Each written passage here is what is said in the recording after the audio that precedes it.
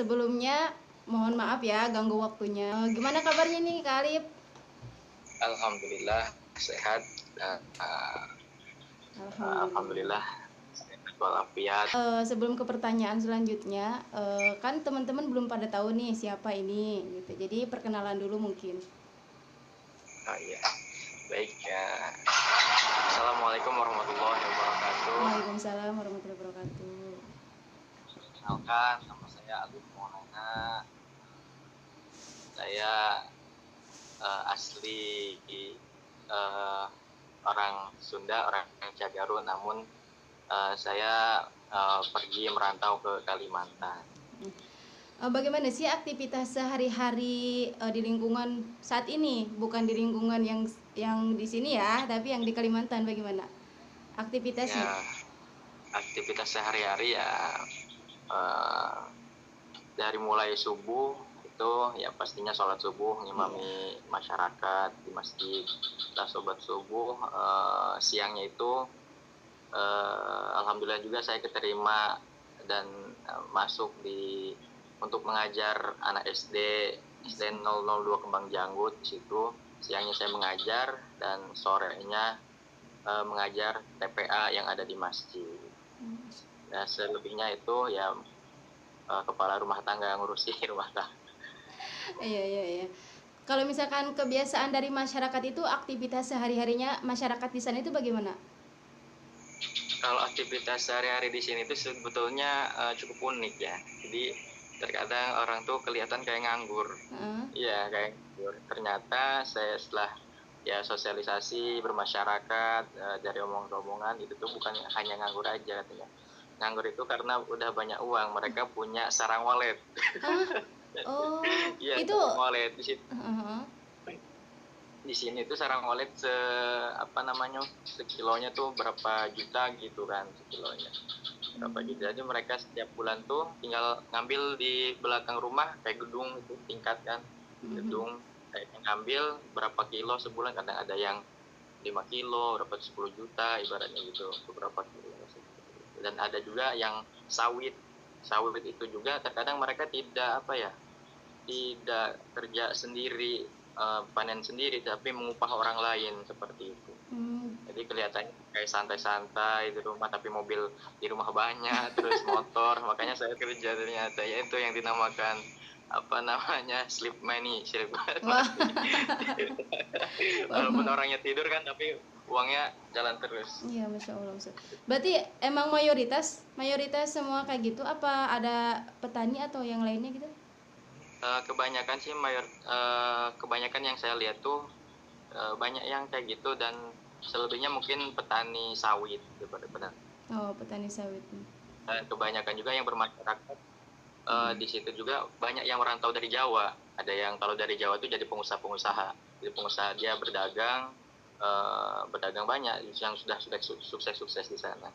Bagaimana sih cara Kak Alif nih memahami tentang budaya di tempat sana, di Kalimantan?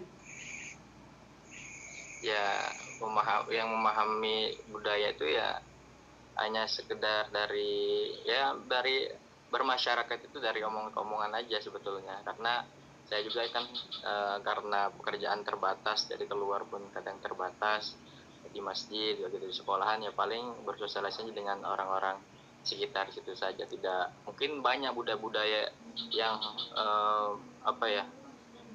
banyak budaya di Kutai Kartanegara ini, cuma saya mungkin kurang lebih tahu budaya apa saja.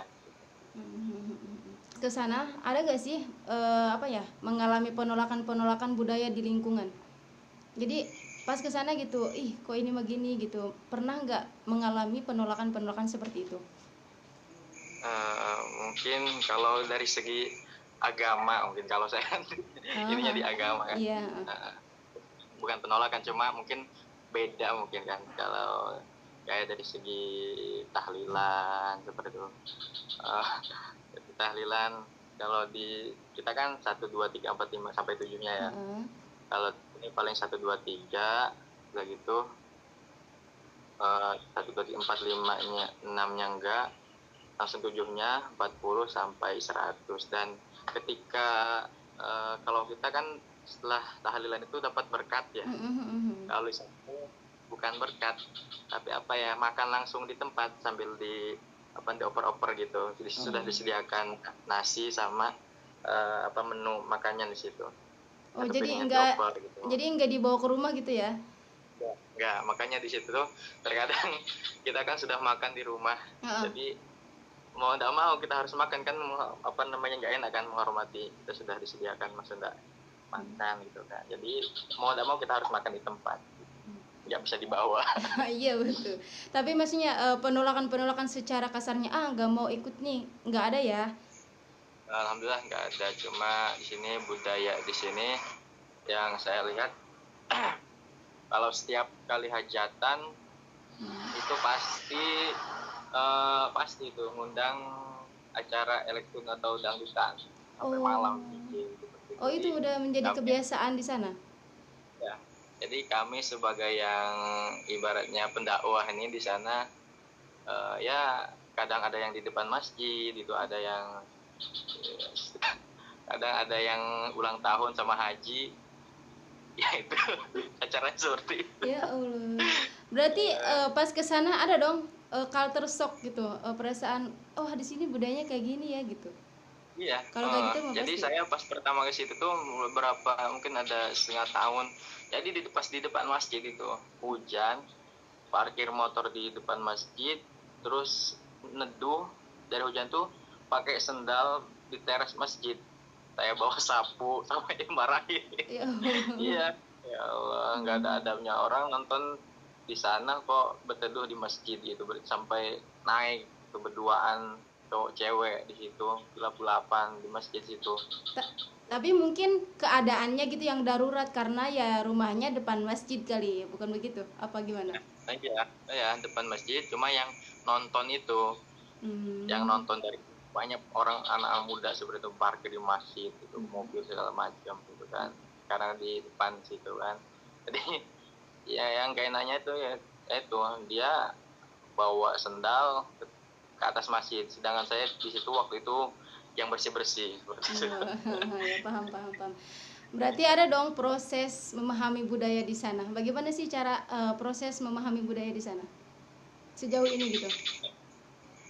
Prosesnya ya dari dari belajar dari belajar dari orang, dari bahasa kan kita mana mungkin kita belajar langsung dari pelajaran, pasti kan kita mendengarkan dari lingkungan ya, dari lingkungan. Terus juga ada gak sih Kak Alif mengalami perubahan budaya dalam menyesuaikan diri dengan lingkungan di lingkungan Kak Alif sekarang? Perubahannya mungkin dari segi bicara mungkin. Tetap dipertahankan nggak budaya Kak Alif yang di sini, yang di mana, yang di Lebak Banten gitu? Mungkin enggak karena kita belajar waktu kecil, dari dulu dididik dari budaya kita waktu dulu, mungkin sampai sekarang masih meyakini budaya kita yang dulu sebetulnya. Kalau di sana ada nggak sih kayak 7 bulanan gitu, 7 bulanan? Kalau di sini nggak ada 7 bulanan, terus dan bukan cukuran. Kalau kita kan bahasa cukuran, kalau di sini namanya tasmiahan. Tasmiah itu yang memberi nama ke anak gitu, tasmiah. Yang memberi nama ke anak tapi anaknya udah lahir apa sebelum? Siapa? Itu tasmiahan itu kan memberi nama anak. Sudah lahir, dapat mungkin 2 bulan atau 3 bulan, sambil akikahan, tasmiahan. Kalau misalkan kan kalau di Banten mah kan ada pamali gitu. Kalau di situ ada nggak kayak gitu juga? Di sini bukan pamali, ada juga sebenarnya, lupa lagi. Tapi ada. Kalau yang uniknya di sini tuh kalau ditawari makan itu harus nyobain setidaknya harus makan dikit Menyicipi, seperti itu. menyicipi Kalau gitu kamu ya. apa gitu nawari orang, terus orang itu nggak nyobain, nggak makan sedikit aja gitu. Itu katanya kepuhunan. Oh ya, kepuhunan. Apa ya? Celaka kah apa kayak gitu. Jadi wajib gitu kalau ditawari itu harus setidaknya makan dikit gitu. Walaupun sedikit tapi yang penting nyicipin gitu ya. Iya, makan apanya itu unik. Ada nggak sih di sana Celaka. budaya? Ada nggak Kalip di sana ada nggak sih budaya yang sangat menonjol gitu? Nih budaya kebiasaan ini nih yang nggak boleh dilewatkan atau gimana gitu. Pokoknya paling menonjol. Apa ya? Kalau di hari raya mungkin di hari raya besar atau apa gitu. Kan di kita mah ada maulidan gitu kan. Oh, sama aja sih, cuma kalau di kita tuh sekampungan itu bersalaman kalau hari raya. Kalau di sini ya langsung pulang. Maksudnya di sana nggak habis sholat Idul Fitri atau Idul Adha nggak saling salaman-salaman gitu? Enggak, paling keluarga aja kayak gitu. Enggak, kalau di kita kan di masjid kumpul semuanya bersalaman satu kampung itu kan. Kalau di situ enggak, langsung pulang masing-masing. Kalau maulidan kayak gitu, maulidan terus apa lagi ya? Apa gitu? Waktu itu ada pas pertama gitu kan maulidan, terus ada orang yang yang kontra, yang nggak suka dengan maulidan gitu kan, katanya bid'ah katanya kan, suatu yang baru, Nabi Muhammad nggak pernah maulidan. Jadi waktu itu banyak khususnya kami yang di masjid waktu itu banyak penolakan, nggak boleh maulidan, nggak boleh bermusik di dalam masjid kayak gitu kan. Dan itu pun pas bulan Ramadan juga ngaji di speaker itu dapat ancaman dari orang. Kenapa? Katanya Allah itu nggak budek, nggak usah pakai speaker. Jadi mungkin kebiasaan di sana gitu ya, enggak ada maksudnya. Nggak ada yang ngaji, habis sholat tarawih itu udah pulang sepi. Pas pertama ada saya aja itu sama anak-anak itu kan pakai speaker sampai jam 10, itu pun sampai jam 10 sebetulnya. Habis jam 10 ke atas itu dalam aja, takutnya ganggu orang yang ngaji kan. Kata saya dalam hati, masa sih orang tuh terganggu oleh bacaan Al-Quran gitu kan. Yang terganggu itu kan cuma setan kan. Iya, mungkin ya itu tadi kan karena kebiasaan orang sana begitu gitu kan. Jadi ya mereka mungkin meyakininya ya begitu gitu kan. Satu hal yang baru kan mungkin, jadi agak aneh gitu. Dan alhamdulillah sekarang sedikit demi sedikit udah memahami, sudah bisa menerima masyarakat. Nggak ada budaya-budaya yang menonjol banget gitu? Mungkin itu dong ya, kayak di hajatan apa gimana? Kalau di kotaknya budaya-budaya setiap tahunnya tuh kayak upacara adat seperti itu mungkin banyak, cuma saya kurang tahu juga, cuma dengar-dengar aja.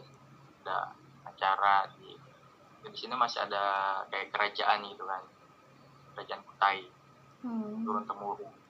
Jadi setiap tahunnya itu ada setahun sekali yang ngadain acara besar-besaran seperti itu, tapi saya kurang tahu juga seperti apa. Kebiasaan atau kebudayaan apa sih yang ada di Kaalip yang saat ini sulit untuk mengubah atau menerima budaya lain?